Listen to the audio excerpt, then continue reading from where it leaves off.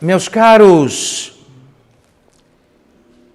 eu gostaria de recordar algo que a catequese e a pregação modernas costumam colocar na sombra.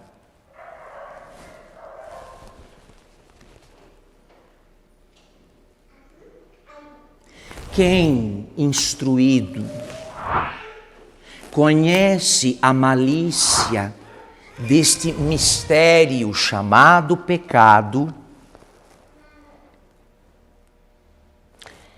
e que também, por isso, conhece a desgraça de quem o comete, sabe que não há melhor notícia, que não há coisa mais bem-aventurada do que ouvir estas palavras de absolvição que nosso Senhor Jesus Cristo pronunciou sobre o paralítico. Filho, teus pecados estão o quê? Perdoados. Uma vez que o pecado mortal, e ele tem este qualificativo, porque rouba, porque mata a vida sobrenatural, porque interrompe a vida divina.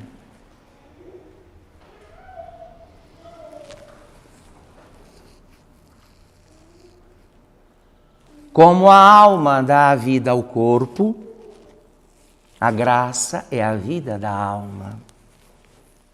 Perdida a graça, tudo está perdido.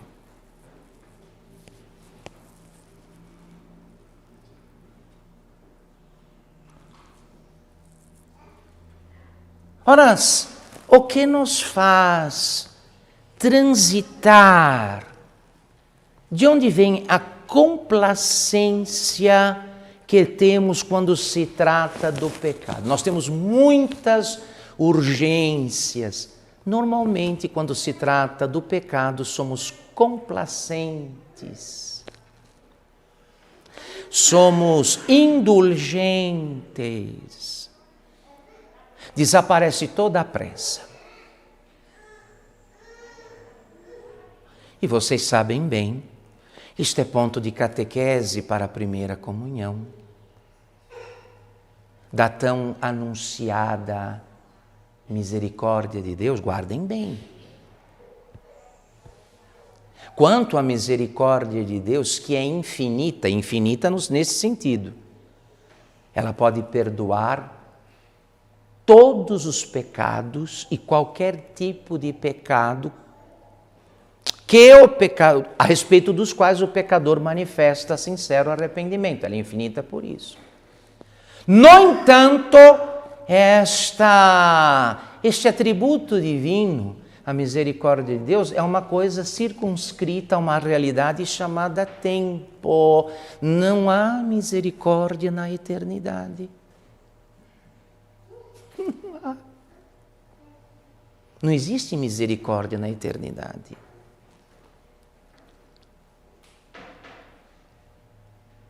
A misericórdia de Deus é o exercício do amor dele em favor dos miseráveis, restrita ao tempo. Não tem misericórdia depois do tempo. O que entra em cena, uma vez encerrado o tempo, não é mais a misericórdia, mas uma outra realidade que se confunde com a essência divina, chamada justiça. O mesmo Deus que é misericórdia infinita, é justiça infinita. Mas isso não se ouve mais nem nas pregações, nem nas orações e nem nos louvores. Os que gostam de exaltar a misericórdia de Deus põe na sombra a justiça de Deus.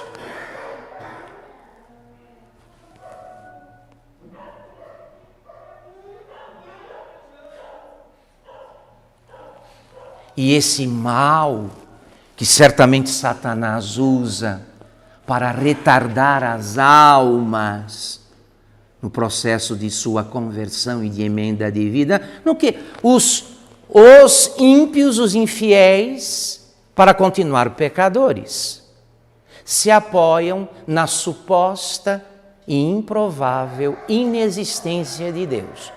Porque quando Deus não existe, a gente pode o quê? Pode tudo. Pode tudo. E os chamados fiéis, devotos e piedosos protelam a sua emenda de vida, a sua conversão, amparados nisso.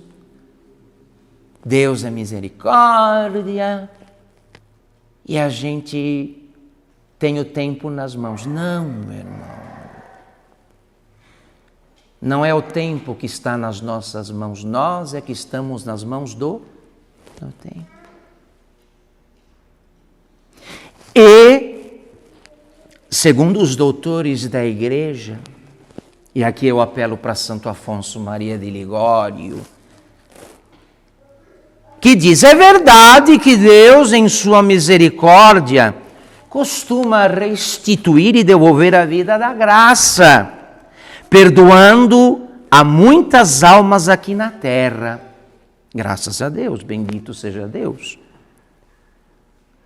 Mas isto é algo que se dá apenas neste mundo, não no outro. Pois a providência divina estabeleceu como lei, exercer a misericórdia no tempo e não na eternidade. No tempo, não na eternidade.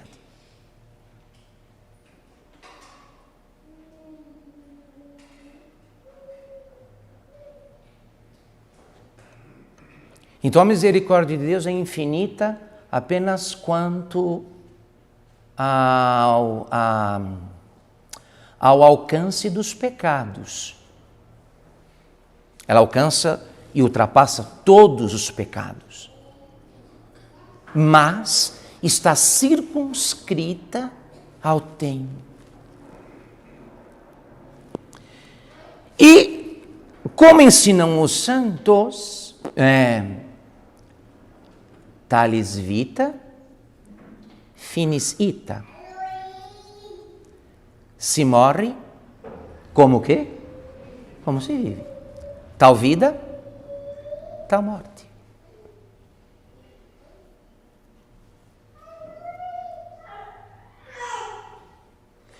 Se o senhor e a senhora não estão preparados agora para a eternidade, porque costumam dar de ombros para a misericórdia de Deus, achando que ela vai estar à vossa espera num hipotético futuro, do qual o senhor e a senhora não tem garantia nenhuma.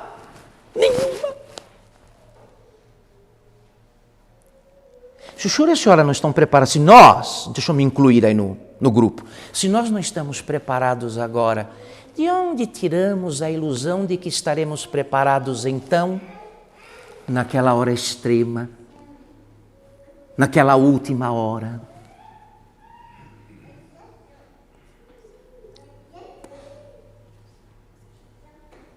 Não há misericórdia na eternidade, só no tempo.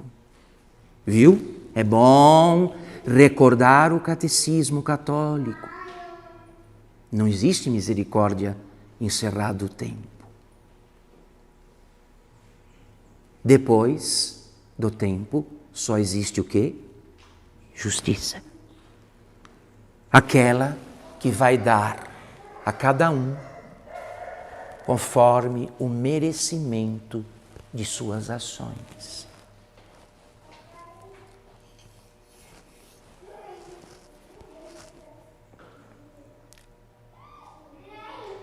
De modo que essas duas realidades, aquela chamada de vida eterna, de céu, de paraíso e de beatitude, na qual se está com Deus para sempre, e aquela outra chamada inferno, na qual se está, aquela realidade tremenda, na qual se está sem Deus para sempre, estas duas realidades glorificam a Deus.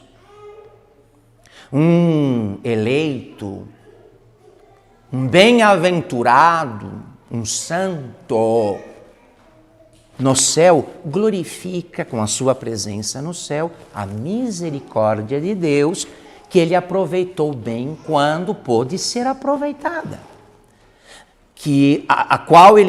da qual ele não abusou.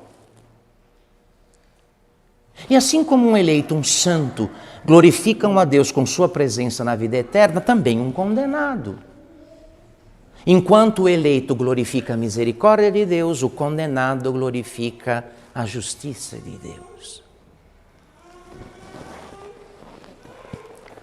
Deus tira da sua misericórdia a glória que lhe é devida pela salvação dos eleitos, dos justos, e tira a glorificação que sua justiça merece da condenação dos réprobos. E um detalhe aqui que não pode, 2 detalhes para encerrar o sermão. Nenhum condenado diz, pensa que caiu no inferno injustamente. Nenhum condenado, e por isso ele se odeia. Por isso ele se odeia. Nenhum condenado diz, nossa, eu não merecia isso.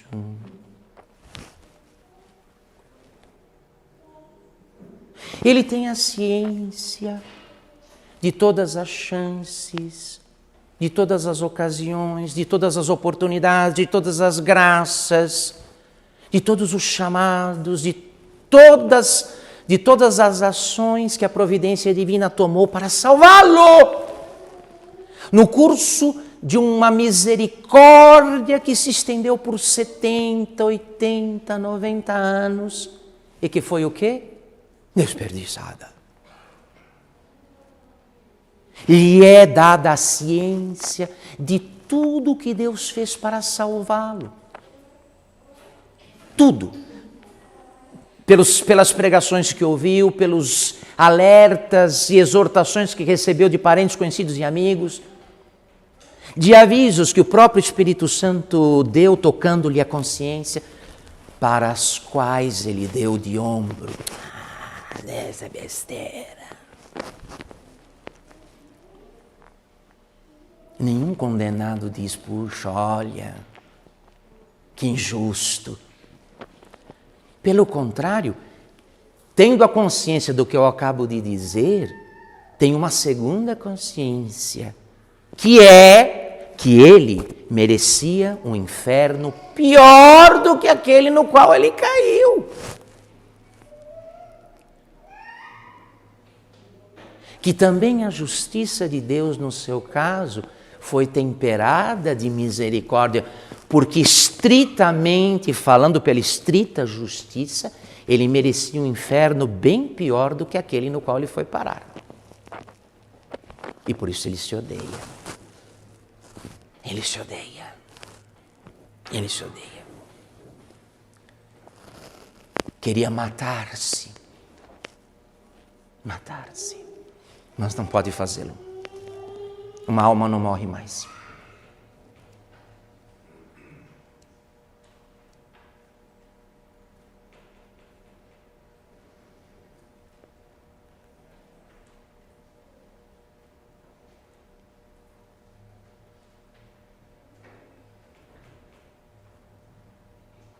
Olha aqui. Todos nós que cometemos, nós somos. Você é para você. Cada um de nós é para todos nós que já cometemos um pecado mortal. E que por causa deste pecado mortal, nos tornamos réus de condenação eterna. Porque quantos pecados mortais uma pessoa precisa cometer para merecer o inferno? Quantas? 1 dúzia? 100? Quantos? 1. Todos nós, a esta altura, se Deus não tivesse exercido sua misericórdia conosco, estaríamos onde? Debaixo das patas dos demônios. Nós já nos mostramos dignos das chamas eternas mais de uma vez. Estávamos maduros. E Deus nos poupou. Não teria sido injusto se há muito tempo atrás, desde o nosso primeiro pecado mortal, nos tivesse mandado para lá. No entanto, foi e continua sendo misericordioso conosco.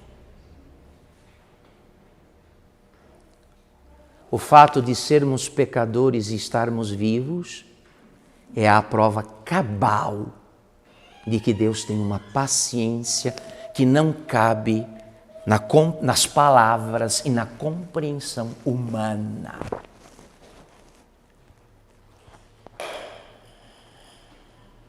Compreendem bem, meus filhos? Esta misericórdia que Nosso Senhor hoje exerceu com o paralítico, dizendo: filho, teus pecados te são perdoados. É o exercício do atributo divino que só é exercido no tempo. Jesus, pela encarnação, o verbo, o logos, pela encarnação, entrou no tempo. Então não faz outra coisa a não ser distribuir pela palavra, pelos milagres, pela absolvição, a misericórdia de Deus, que só pode ser alcançável no tempo.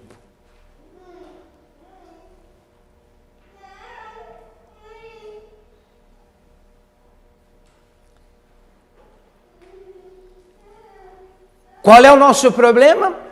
Nós projetamos boa parte do nosso trato com Deus para o futuro, para uma coisa que absolutamente não temos. Você tem o seu futuro? Onde está o seu futuro? Cadê? Mostra para mim. Somos gente cheia de boas intenções, mas está certo o dito popular: de boas intenções está cheio o quê?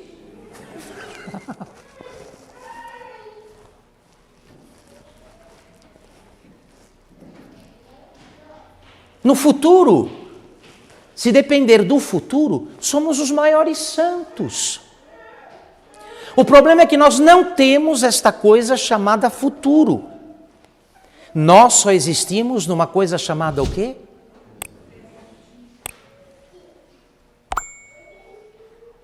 Uma das loucuras e das jogadas de mestre do espírito do mal é essa: convencer as pessoas de modo errado e enganoso que elas podem protelar, que elas podem deixar para o futuro o que já deveria ter sido resolvido há muito tempo atrás. O demônio faz você acreditar que você possui uma coisa que você absolutamente não tem. Ninguém de nós aqui tem futuro. Eu não tenho o meu futuro. Não sei nada dele. Quanto ao futuro, você só tem suposições e imaginações. Porque o futuro não existe. Existe futuro? Quem já foi lá e voltou? Ninguém! Nós só temos o presente. Ah, não. Depois me confesso, depois rezo, depois medito. Depois da pandemia, vou à missa, etc. Tudo depois.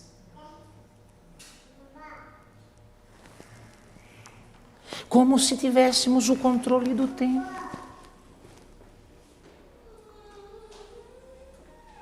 E com relação ao tempo, nós só sabemos o que está acontecendo agora e mais nada.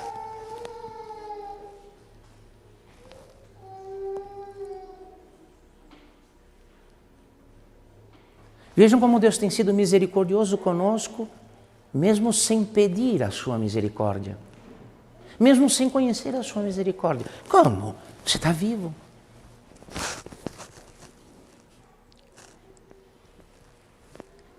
Portanto, está ao teu alcance a misericórdia de Deus que te salva.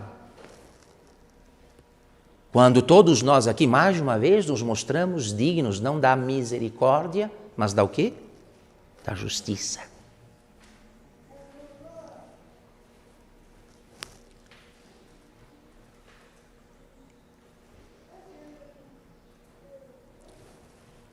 Supliquemos então a bondade de Deus que nos dê aquela sabedoria que nos ensina a contar os nossos dias. Porque os nossos dias estão contados, não são infinitos nem indefinidos, mas estão todos contados. O Deus que contou os nossos fios de cabelo não terá contado os nossos dias. Portanto, há um prazo. Haverá um pecado meu e teu que será chamado de o quê? Último. Depois dele, não será possível mais cometer nenhum.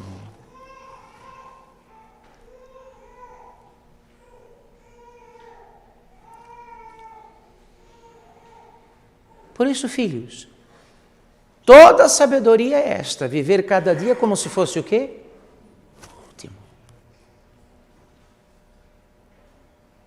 Quanto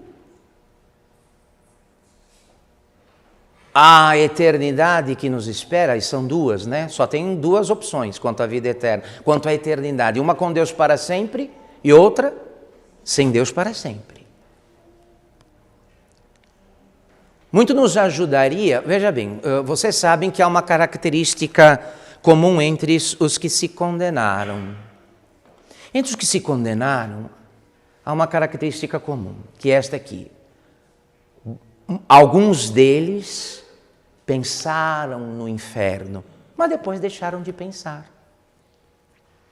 E outros nunca o quê? Pensaram. Estes fatalmente caem lá mesmo.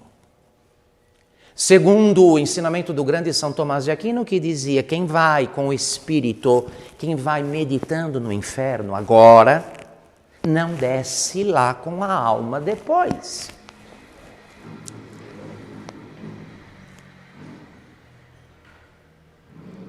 Olha aqui, a graça salva, a oração salva, a adoração ao Santíssimo salva, o terço, o rosário salva,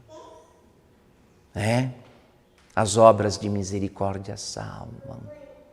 Mas não tem coisa melhor para salvar do que o medo do... Esse medo faltou a muitos e por isso se condenaram. Há um medo que salva. E esse que falta muito é o quê? Ah, não, esta coisa abusada de uma teologia que não é católica e que diz, não, Deus é misericórdia, inferno não existe, todo mundo vai para a casa do Pai. Ainda mais essa tendência que nós temos de beatificar, de canonizar todo mundo que morre. Ai, era tão bom, era tão boa. Deus sabe, Deus é que sabe. Esse negócio de canonizar todo mundo depois que morre, isso é loucura!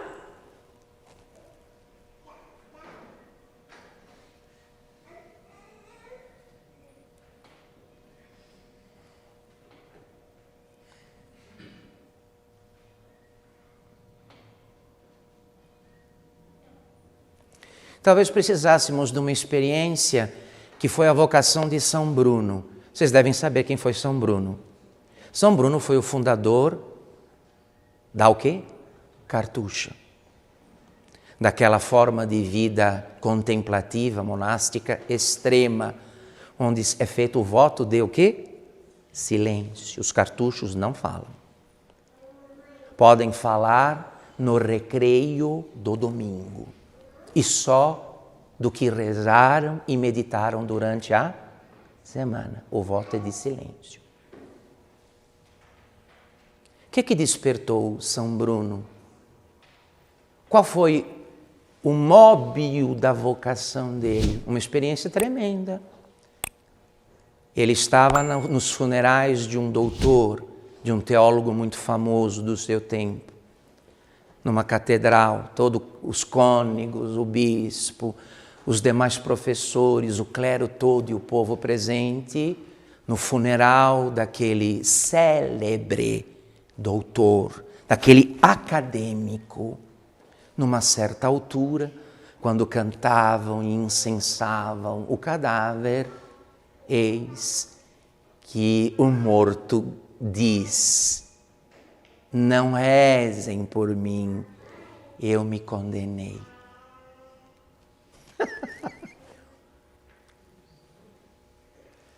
O impacto em São Bruno dessa experiência foi tão grande, o choque que ele levou foi tão grande, que o resto da história vocês conhecem. Ele foi viver como eremita, numa vida rigorosa, que atraiu depois imitadores, seguidores, discípulos, e daí nasceu a experiência cartusiana, a experiência da cartucha. Compreendem bem?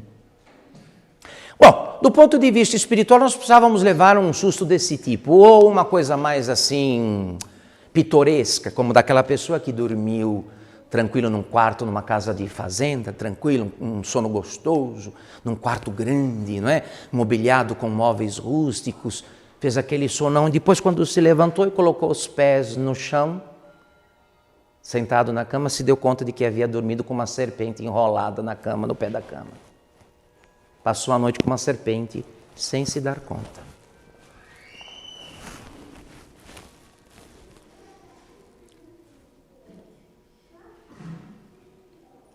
Ora, se depois,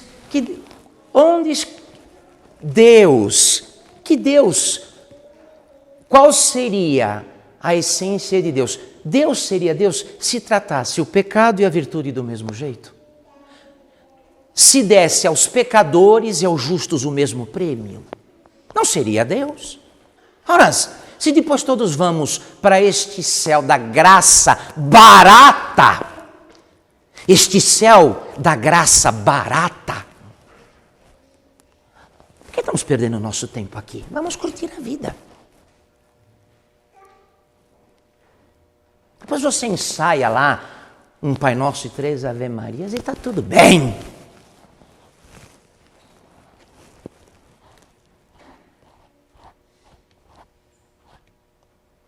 Mas o paraíso e o inferno estão levantados diante de nossos olhos, dos olhos da nossa fé, como dois monumentos intransponíveis, gigantes. Um glorifica a misericórdia de Deus e o outro a justiça de Deus.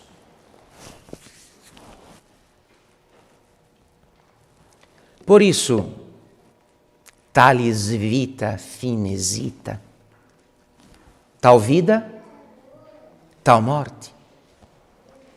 E como todos nós aqui, não importa as crianças, os jovens, os adultos, os mais velhos, como todos nós, sem exceção, estamos separados desta realidade chamada eternidade por um instante, ela pode começar a qualquer o quê? É bom não vacilar.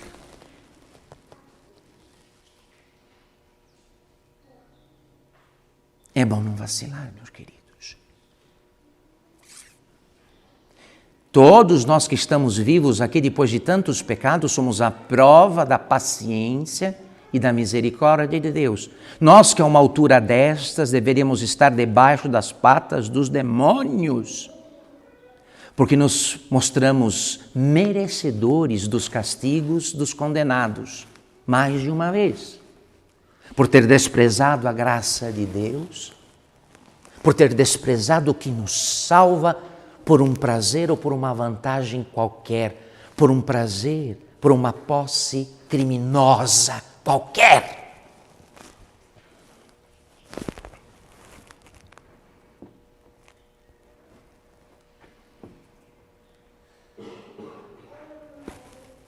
Talvez tenhamos adotado aquela visão superficial dos infiéis, dos pagãos,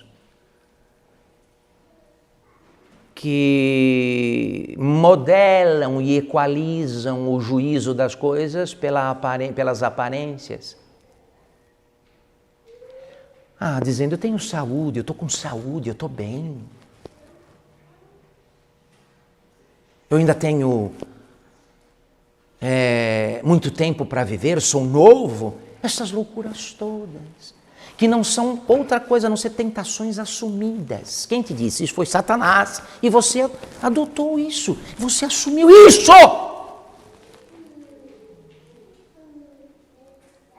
E por isso a vida de muitas pessoas não é outra coisa a não ser dançar, oscilar na boca do abismo,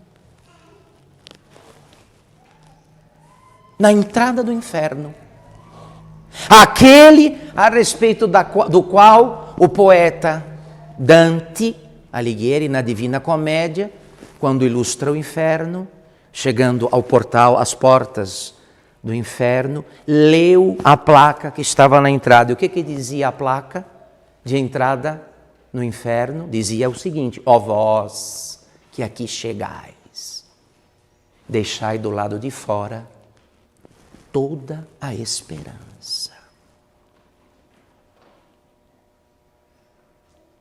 Uma grande verdade, ainda que seja lá numa dos poemas, das poesias, dos poemas mais famosos do mundo, a Divina Comédia. Ó vós, estava lá na entrada do lugar dos condenados, ó vós que aqui chegais, deixai do lado de fora toda a esperança. Esperança temos nós, que estamos no tempo e estamos o quê? Vivos no tempo. Temos toda a esperança. E a missa de hoje não tem outro escopo a não ser excitar esta esperança. Nos acordar desta letargia,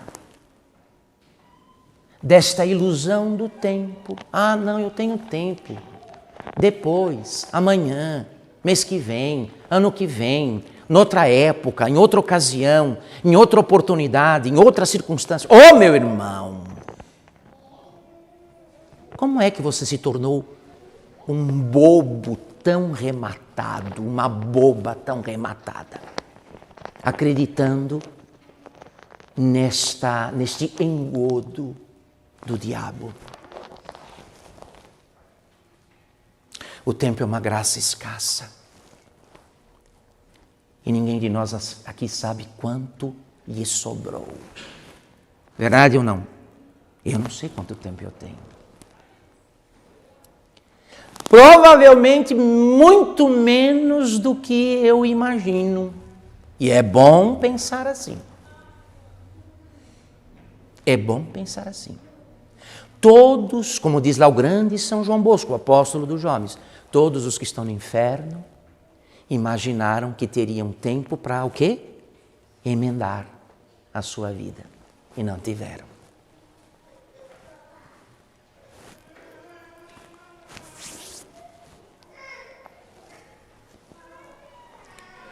Um tarde demais.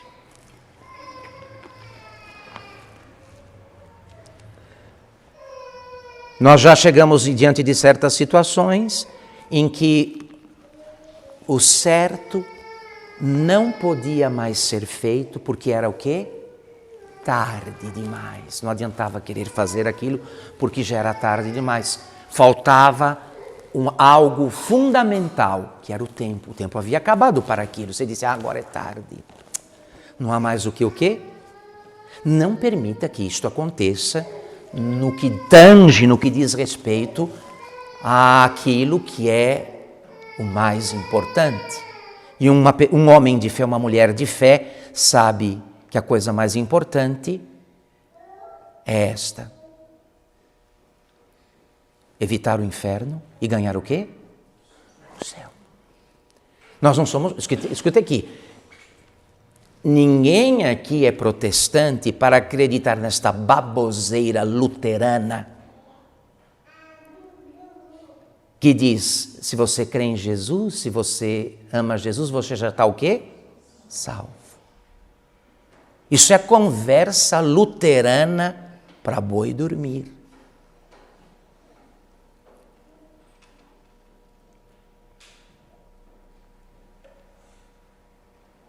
Se você crê, você está salvo. Não, meu irmão.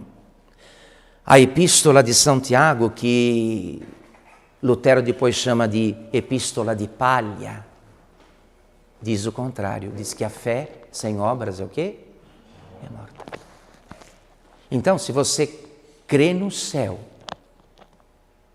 e crendo no céu, crê no inferno, faça obras dignas do céu e evite aquelas que merecem o inferno.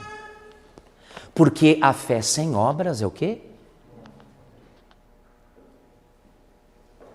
A fé sem obras está morta. E não salva ninguém. Palavras, palavras, como diz a imitação de Cristo, palavras o vento leva e não quebra as pedras, não quebram as pedras. Olha aqui, nós não somos o que nós sabemos. Sabemos muito, somos pouco.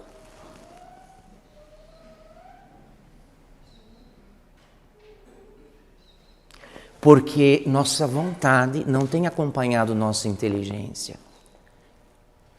Nós queremos saber muito. Nos enchemos de livros, de tratados, de devocionários. Queremos saber muito, mas não queremos ser muito. A prova somos nós mesmos. Nós não somos o que nós sabemos. Se fôssemos o que sabemos, santos seríamos. Quer dizer que a vontade não tem acompanhado a inteligência. A gente sabe uma coisa e faz o quê? Faz outra.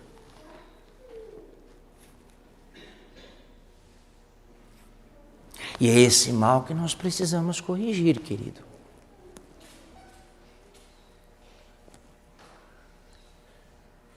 Celebremos hoje a misericórdia e a paciência de Deus. Sobretudo quem, como eu, já viveu mais de meio século, vai dizer o quê? Vai dizer o quê? Qual vai ser o álibi? Eu não tive tempo.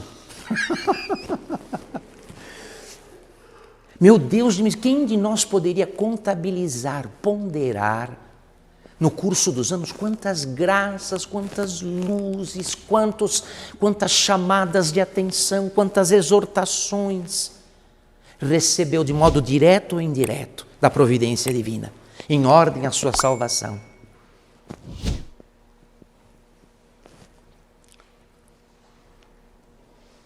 Um dia teremos consciência disso. Eu espero que esta pregação tenha antecipado o dia desta consciência, porque para muitos esta consciência vai chegar quando for o quê? Tarde demais. Um dos sofrimentos dos condenados é este. Um condenado tem esta consciência e por isso ele se odeia. Ele descobre depois, quando é tarde demais, o quanto Deus fez para salvá-lo. Quantos conselhos recebeu, quantas advertências, quantas luzes, quantos convites, para os quais ele deu o quê? Nenhum. Deixa isso para lá, tem coisa mais importante para fazer. Meu irmão, a coisa mais importante para fazermos aqui é esta: ganhar o céu e evitar o quê? Evitar o inferno e ganhar o céu. Não tem outra coisa importante. Se você perdendo tudo aqui, ganha o céu depois, você não perdeu o quê? Ganhou tudo! Agora, se você ganha tudo aqui e depois perde o céu, você não ganhou nada. Você perdeu o quê? Segundo as palavras de nosso Senhor Jesus Cristo, que disse: de que adianta o homem ganhar o mundo inteiro se depois perde sua alma?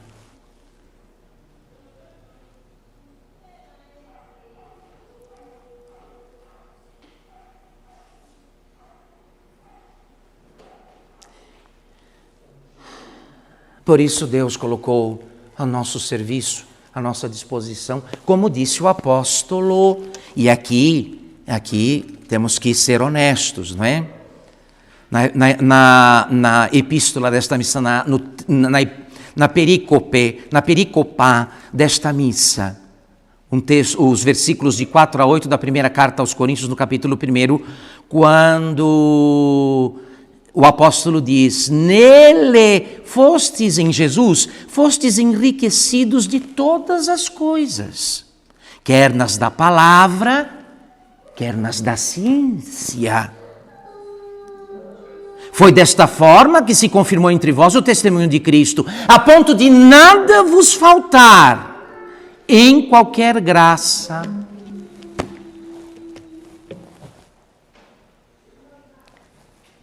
Agora, é bom lembrar daquela advertência que nos faz o grande doutor da igreja, Santo Agostinho de Hipona. O Deus que não precisou de ti para te criar, precisa de ti para ti.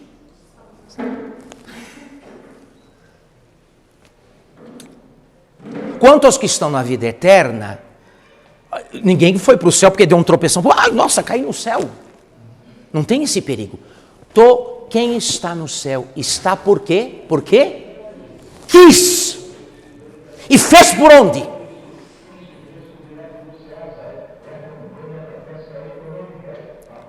Todos os que se salvaram, quiseram se salvar e fizeram o necessário e evitaram fazer o que era perigoso. Compreendem bem? Então, mais do que uma questão de ideias, porque hoje, do ponto de... eu nunca vi uma abstração tão grande da vida cristã como nos nossos tempos. Meu Deus, que abstração exagerada. A vida cristã, o cristianismo virou uma filosofia, coisa para discutir, para falar, para cantar, para rezar, só! E não é. Se trata, ao fim e ao cabo, daquilo que efetivamente nos leva para o céu, de fazer o que efetivamente salva e evitar até a última gota de sangue o que condena.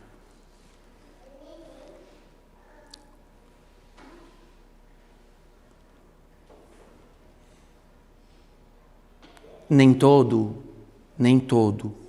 o que me diz, Senhor, Senhor,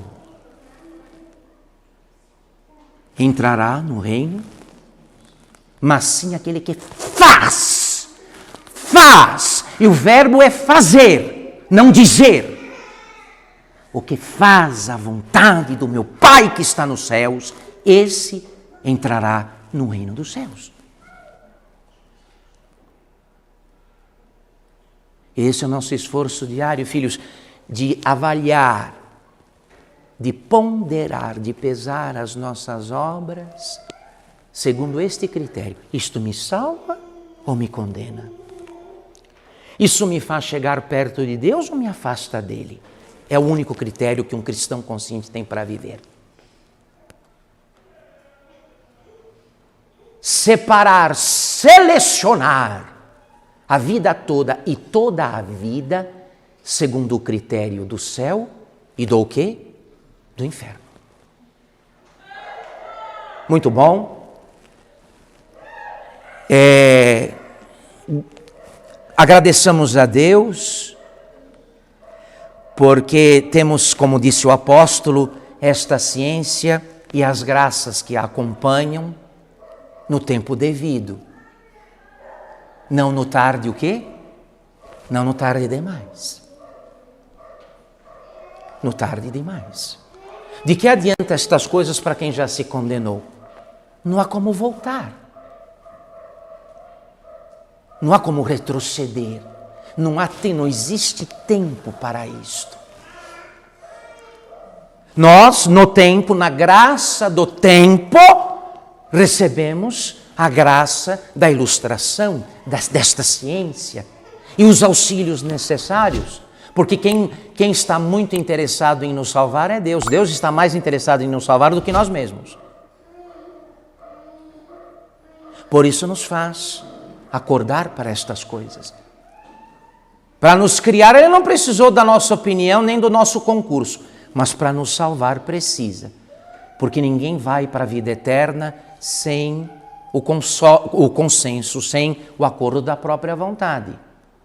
Ir para o inferno é uma opção, como foi a de Maquiavel, um dos pais deste tempo moderno, deste mundo miserável nos quais vivemos, que morreu dizendo, o filósofo Maquiavel, morreu dizendo, eu quero ir para o inferno. Foi. Foi. Mas estava delirando, não estava não. Fez a escolha. Eu quero ir para o inferno. Cuidado para nós aqui, não dizermos com obras o que este infeliz disse com o quê? Com palavras.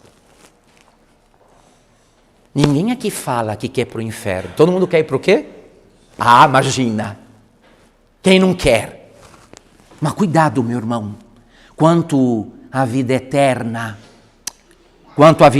com Deus para sempre, ou sem Ele para sempre, vale mais o que está nas mãos do que o que está na boca. Conta muito mais o que está nas mãos do que aquilo que aparece na saliva. Na saliva.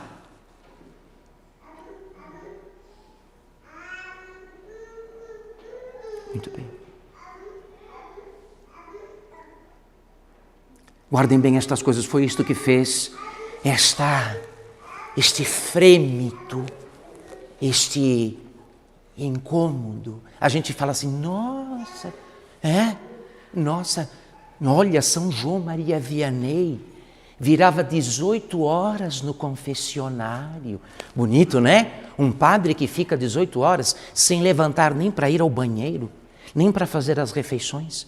Se parava só para recitar a hora canônica, o breviário, o ofício divino. Um Padre Pio, outro também que rodava as vigílias, atendendo às confissões de penitentes do mundo inteiro no seu confessionário. Por que vocês acham que estes homens que deram estas provas heróicas de virtude apostólica fizeram essas coisas? Por quê? Porque eles sabiam, diferentemente de nós, que uma parte dos homens, provavelmente a menor, vai para a casa do Pai. E a outra o quê? Não vai.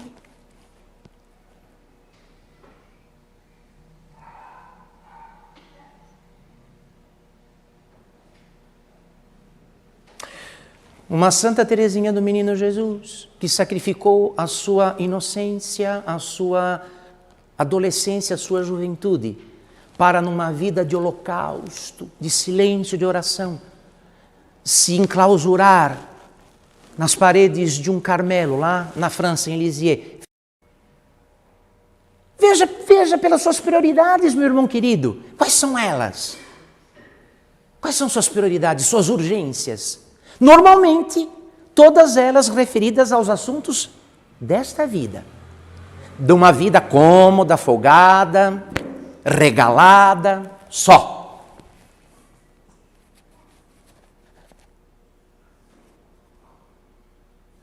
Quem de nós tem aquela oração extremada de um São Felipe Neri, que eu gosto de repetir aqui, né, que dizia, Jesus, cuidado comigo, que eu te vendo e eu te traio. Medo, o santo medo. Uma oração até meio engraçada, como a de São José Maria Escrivá, fundador do Opus Dei, que dizia, Deus me faz santo, nem que seja paulada. Olhe, me faz santo, nem que seja paulada. Nós não, no marasmo. Todos acometidos pela síndrome do sapo fervido. Já ouviram falar?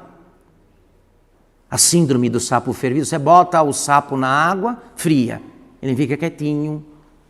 Aí você deixa a água esquentando, esquentando, esquentando, esquentando, vai esquentando, esquentando, esquentando. O sapo vai reagir quando a água já está o quê? Fervendo. E aí é tarde o quê? Demais. É a síndrome do sapo fervido. Todo mundo normalmente esperando o tarde o quê? Demais. E que o diabo insiste em dizer que não existe tarde demais. É o depois, você vai ter o depois. E a gente acredita, sim ou não? Haja vista o grau de enrolação e de protelação da nossa vida cristã, no que diz respeito à virtude.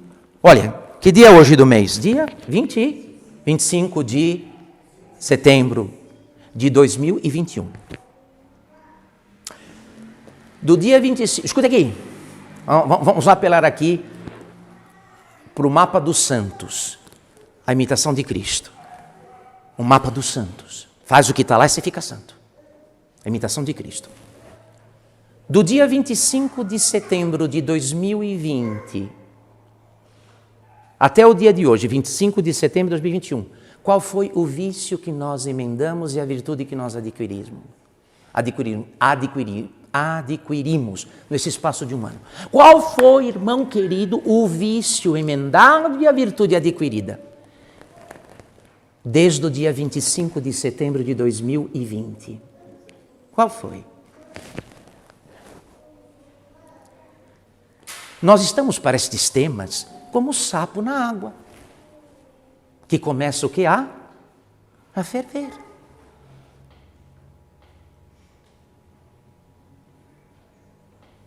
Olha aqui, eu sou padre há 30 anos. Estou velho já.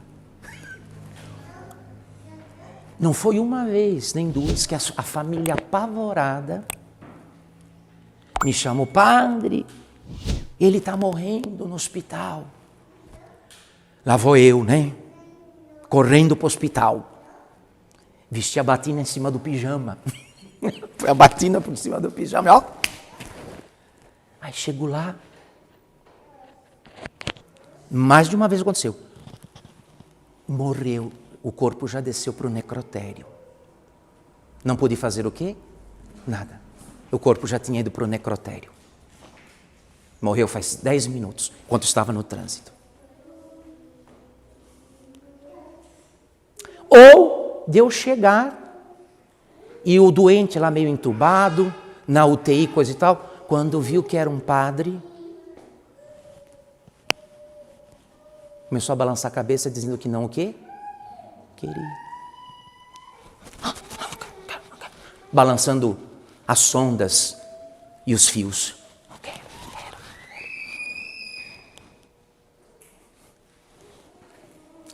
Mas é verdade.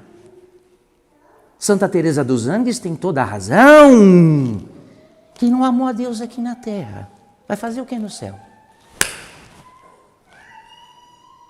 Quem não amou a Deus aqui na terra, vai fazer o que no céu?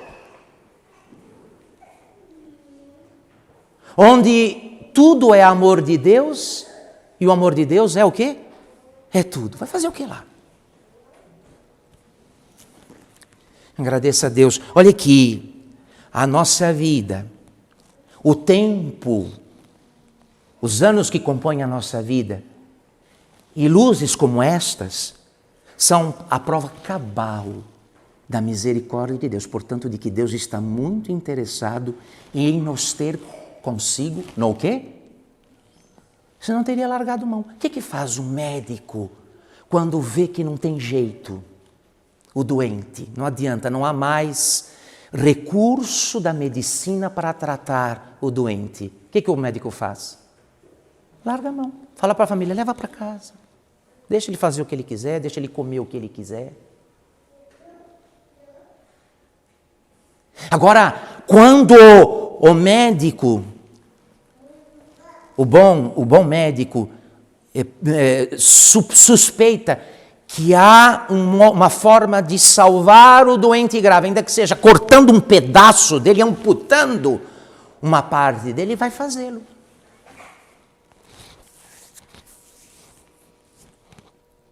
Estes cortes, estas podas que recebemos, eu sei que isto não é o sermão mais agradável para os ouvidos modernosos. A modernidade não gosta de ouvir estas coisas. Por isso se tornou a geração dos homens mais afastada de Deus e mais inimiga dele. Mas, meu querido, é o necessário.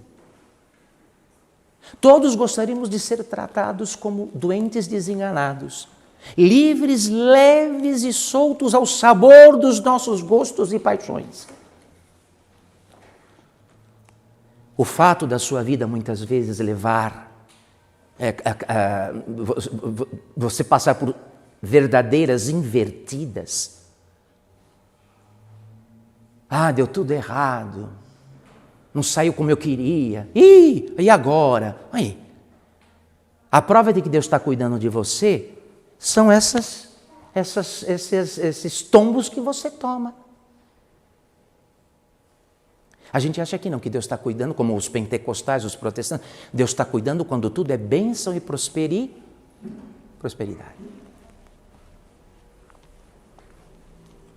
Por causa do materialismo subjacente das doutrinas protestantes. Quem está salvo? Quem vai de vento em popa na vida, vento em popa nesta vida. Quem come bem, veste bem, ganha muito dinheiro, é empresário de sucesso. A doutrina de Jesus vai por outro caminho, que é o caminho que dá cruz. Segundo o que ele disse, quem quiser vir após mim, negue-se a si mesmo, tome sua cruz e...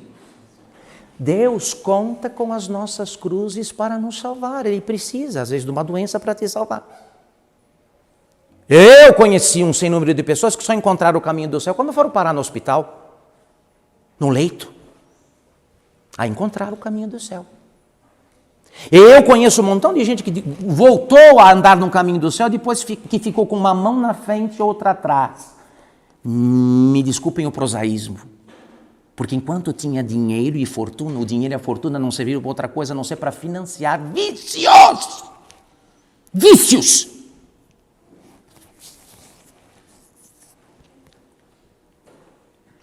O sinal de que Deus nos ama, e ama de verdade, é quando Ele é duro conosco. Tanto quando fala conosco, por palavras duras e difíceis de ouvir, como quando é duro conosco pelos acontecimentos.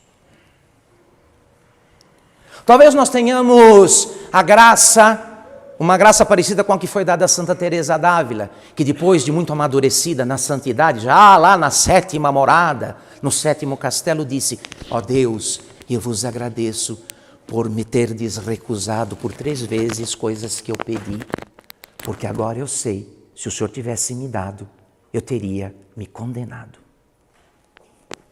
Demorou para Santa Teresa d'Ávila entender o modo de agir de Deus.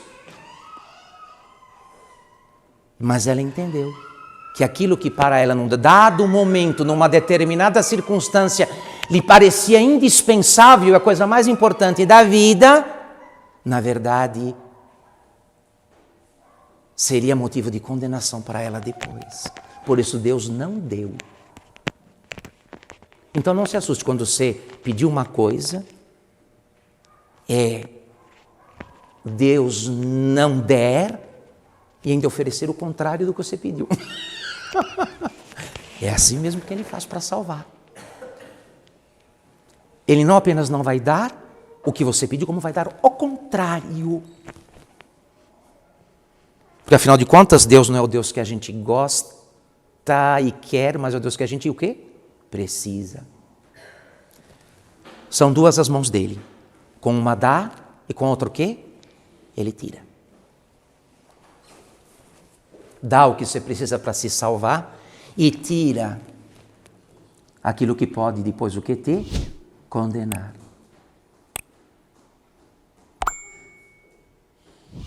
Como foi o caso no tempo dos mártires, né, dos santos mártires. Tinha uma cristã virtuosíssima que, com risco de vida, enterrava os mártires, que eram executados no Circo Máximo, nas cruzes ou no Coliseu, em Roma. Ela, com risco da própria vida, enterrava. Um dia ela foi lá, depois de um martírio grande, de vários executados no Circo Máximo, que ficava na frente da casa do imperador, em Roma, Circo Máximo. Ela foi enterrar lá os mártires e ela achou um rapaz que estava ainda o quê? Vivo. O que ela fez? Ela pegou o rapaz. E para onde ela levou o rapaz, Ana Flávia? Para dentro de casa. Trouxe o rapaz e cuidou dele, coisa e tal, taratá.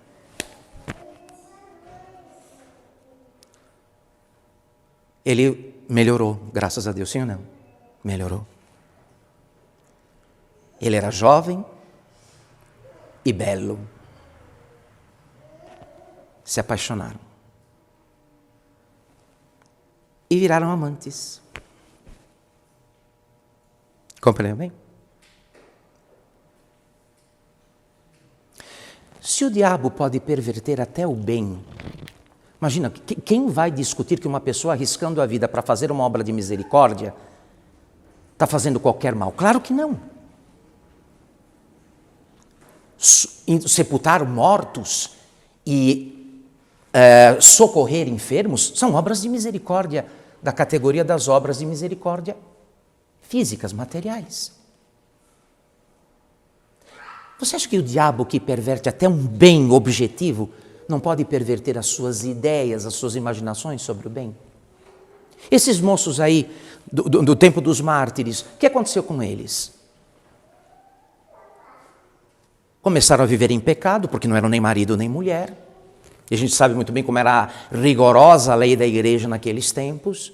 O fato é que, no fim das contas, os dois, ela, candidata ao martírio, ele, confessor da fé, porque aquele que era exposto ao martírio e não morria, levava o título de o quê? Confessor da fé. Era uma categoria especialíssima na igreja antiga. Os confessores, que foram aquelas pessoas expostas à morte por causa de Jesus, mas por algum motivo não morreram. Formavam uma classe especialíssima de cristãos chamados confessores. Os bispos os consultavam. Eram consultados, eram respeitadíssimos. Ele era um confessor da fé e ela era uma candidata ao martírio. Mas não perceberam o jogo do demônio quanto às paixões e aos sentimentos. O fato é que depois esses dois santos, eram efetivamente santos, deixaram de ser. Se afastaram da igreja, voltaram ao paganismo, a adorar os deuses romanos e assim morreram.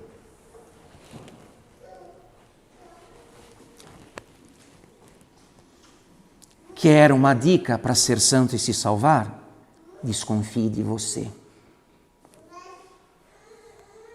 Desconfie. Não se fie nestas coisas, porque aqui já entra o demônio. Que o demônio, quando não pode tentar com o mal, tenta com o bem. Olha como você agora está piedoso, como você reza, como você é virtuoso, como você jejua. Ele não pode te tentar mais com o mal. Vai te tentar com o quê? Vai te inchar de orgulho. E pelo orgulho ele coloca de novo o cabresto, a coleira no teu pescoço. E você pensando que está nos caminhos de Deus, está fazendo a vontade de Deus, de modo inconsciente, sutil, está indo para onde Ele quer te levar.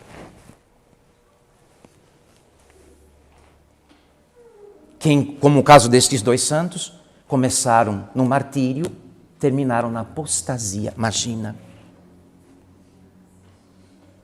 Ótimo, filhos, falei demais, mas enfim.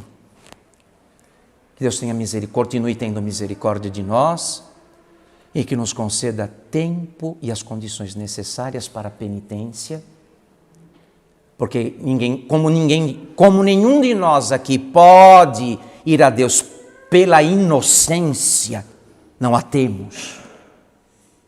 Como ninguém de nós pode ir a Deus pela inocência, só nos restou o recurso da penitência. É o que sobrou para nós, pecadores. Que saibamos aproveitar, porque, assim, como eu falei, a penitência que merece o perdão dos pecados e a vida eterna, a restituição da graça divina, é algo que só se pode fazer no tempo. E quanto ao tempo, meu querido, você só tem aquela coisa chamada agora. Não se esquece disso. Em nome do Pai, do Filho e do Espírito Santo.